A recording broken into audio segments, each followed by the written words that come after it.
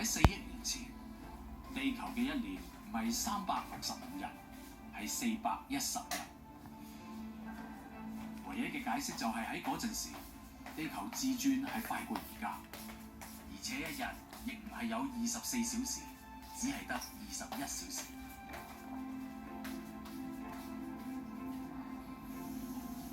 要知道點解，咁我哋就要返到去地球嘅歷史初期。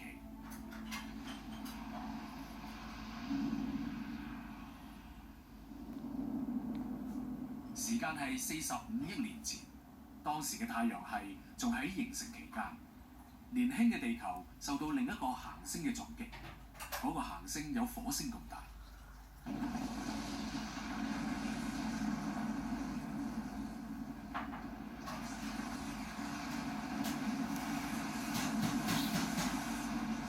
我哋嘅地球都幸冇被毀滅。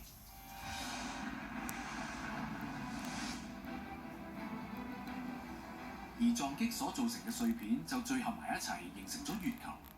當時佢同地球嘅距離比而家近好多，而且佢亦都令到地球嘅自轉快好多。當最早嘅海洋形成，咁近嘅距離就令到潮漲高達幾百米，拍打世界各個地方嘅海岸線。但係呢啲由於月球引力所造成嘅海水巨大潮汐，就令到地球嘅自轉減慢落嚟。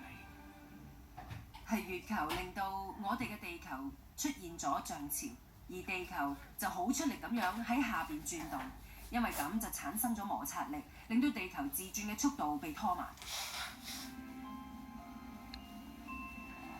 就係咁樣，經過幾十億年之後，潮汐減慢咗地球自轉嘅速度，直至到變成而家我哋熟悉嘅一日24小時。自從轉速減慢之後，月球嘅距離亦都拉遠咗，所以引力亦都減弱咗。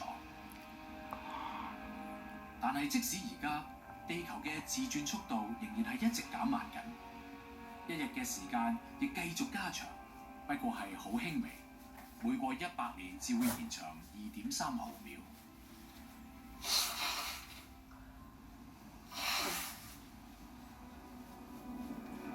而家我哋已經明白自轉對於地球上面嘅生活係幾咁重要。